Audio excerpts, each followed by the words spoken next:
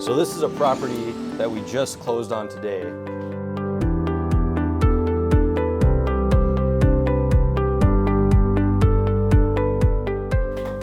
The idea with something like this, it's in a good neighborhood, South Minneapolis. The price point is where a first-time homebuyer would like to be at. We purchased it right around that 200 mark. The issue with homes like this for first-time homebuyers is getting at that price point, then you still have a lot of work that you have to do. So in homes like this, we got a lot of older windows are some things that we pay attention to. That's obviously a big cost. And then for this particular one, once you start getting into the kitchen, you can see, flooring needs work. All the kitchen appliances would have to be updated. We got dated cabinets, look like they've been updated at some point, probably back in the 80s. So all of these costs really add up when you have those first-time home buyers, and it's cost for us too, but we do such a large volume that we can get it at a better price point. And then we can re-put this back out on the market for someone in still that first-time home buyer price range. Try to get it, if we can, under 300,000. This particular one, just based on the price in the area, might start getting closer to the mid-3 range, but still relatively reasonably priced for someone looking to get in a fully remodeled, fully renovated house in a great South Minneapolis area. And again, the things that we look at mostly, we try to make sure it has good bones. So up here, windows are in relatively good shape. They are the original windows, so we might have to replace one or two. It's got paneling throughout, so we'll take off paneling, we'll re-sheetrock, make sure there's no mold or any issues behind that paneling, because we see that quite often. Electrical in houses like this usually need to be updated. I would guess this house is probably built in the late 30s, so it probably hasn't been updated too much. I still see like 2-prong outlets.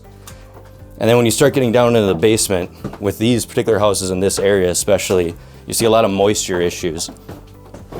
So you can see down here, this is a big expense for a first-time home buyer. You need a new furnace, $12,000 or so to replace one of these giant gravity-fed furnaces. And then you have all the original foundation and moisture issues and things that come with it. So to refinish this basement and just bring it up to today's standard is probably about $25,000 to $30,000. I see the electric panel has been updated at some point and permitted. That's always good. So that's one of the big things we look at. But as you can see up here structurally and around the walls, you just see there's a lot of moisture here. So most likely drain tile, probably some new gutters around the house, some new grading around in the yard. Things like that are all added expenses for a first-time home buyer that we can take care of because we have crews that do it 50 times a year or so on properties just like this. It's my number one rule whenever I go into a house: you do not open the fridge. No matter what, no matter how cool it looks, you do not open that thing. You can tell it's a mildewy. I don't think it doesn't look like there's too bad mold, so usually we can clean it up. We'll scrape all the, like this type of stuff. Scrape and repair all this foundation and water intrusion that's coming through. Most likely in a property like this, we'll do drain tile. So you can see they did an older version of a drain tile system, but we'll bust up the concrete, do an actual drain tile. That way we're not getting any moisture down here in the future. And then we'll rework and regrade on the exterior as well. And we can look at that when we go out there. Well, also, one of the things that we look at for these types of homes, older homes didn't have these large appliances when they were built. So like a refrigerator, we often see it's in a weird spot. Kitchens are a lot smaller and a lot tighter, so we try to see if there's any places that we can, open up the kitchen, make it a little bit more functional. So instead of having this pantry, we'll most likely move the refrigerator over here and rework and kind of redesign the kitchen, and then use some of that for other types of spaces. So the nice thing with older houses like this too is you still get some of that old charm. So like solid wood stairs with that original wood. You have nice thick trim. Sometimes it's been painted so much it's hard to get down to the original wood, but cleaning and puttying and retouching it up gives you that old charm. There's a lot of plaster in these old houses, so we'll take any of this plaster that's coming out. This will have to be re-sheetrocked, and we'll pull it all, make sure electrical's up to date. This is the bathroom on the other side, so there's probably a lot of plumbing. There's probably water issues back there. It's been updated at some point. because there's a shower. Usually there isn't a shower in these older type of bathrooms. There's also no heat. There's an electrical heat source, so we may tie that in. If we're gonna do a new furnace, do some new runs and do some new heating sources and things like that. But overall, this is the one bathroom. So this is things that you see pretty often in this type of area. Usually be one bathroom. There's not usually another spot to put one. So we wanna make this one as functional and as nice as possible, because we're gonna keep, I believe there's 3 bedrooms in this house, so 3 bedrooms sharing the 1 bath. This is one of the bedrooms, so this is a smaller bedroom. You see this quite often too. They converted, some type of space into a bedroom. Windows are dated. We'll have to repair some of the windows up here. Same theme. It looks like a lot of water issues. So water getting behind the plaster, whether it's through the windows or if there was a old roof at some point, that'll have to be assessed and taken care of. And we'll make sure when we go outside, we'll check on the roof. So in other bedrooms, we see this a lot we saw how the condition of the walls in that other bedroom. An easy fix is to put paneling over it.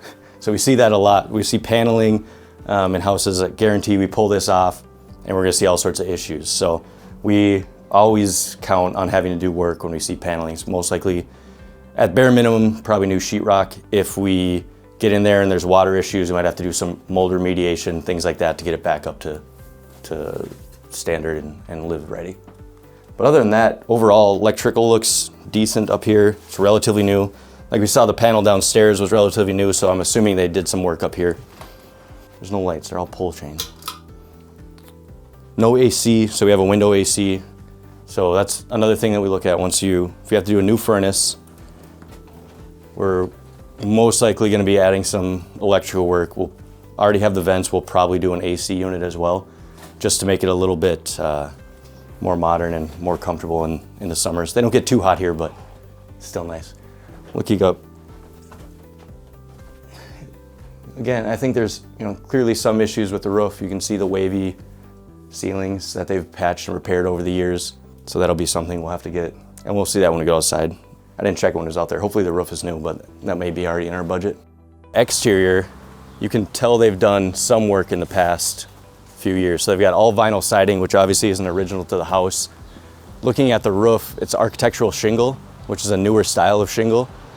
So that's been replaced probably within the last 10 years. So when you saw some of that water damage up on that upper level, most likely it's been remediated, hopefully professionally, and that saves us a little bit of work. When we first come through, we do a really quick walkthrough. We call them our acquisition managers, the first person they come and meet the people out on their property, and they explain what is happening, what their reason to selling to us is. And they get a quick, maybe about a 30-minute overview of the home. So it's really difficult to go through and get a good estimate, but we try to make it as simple as possible. And we don't come through and have a bunch of inspections. We don't do intrusive inspections. We don't go up in the attic or anything like that. We try to just get it from them at face value and then make a determination to our best of our ability. So sometimes when I see, sheetrock or plaster that's falling, it's all a big guess. We usually budget for it and just hope for the best. In this case, it looks like we have some newer stuff, so hopefully that saves us a little bit down the road. We're also seeing things that we probably need to do a little bit more work, like the drain tile. It's an older type of system that probably has to be redone, so swap a new roof for drain tile, it's probably about an even trade pricing wise. You can see on the garage, they didn't, unfortunately didn't do the siding on the garage. It looks like they did do a roof, but it's sagging. So I'm assuming when we get into that garage, it's going to have some structural issues that we might have to shore up. If it has the concrete, that would be, that'd be the best case scenario. Usually concrete in this area has heaved and had some issues just based on our Minnesota winters and weather. So we'll see if it's unlocked.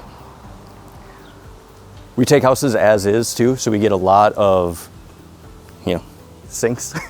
We get a lot of things that if you don't, there's no reason for you to pack it up and take it to the next place. 100% allowed to just leave it here. We'll take care of it. Anything we can save and donate, and we donate furniture to good causes, Ukrainian refugees, things like that. Anything that we can save, we try to do our best to repurpose and get to someone in need, not just throw it away, but some things, unfortunately, we can't save and we just have to get rid of. And we'll clear those out for you. You don't have to do anything. Take what you need, leave the rest. Yeah, it's locked.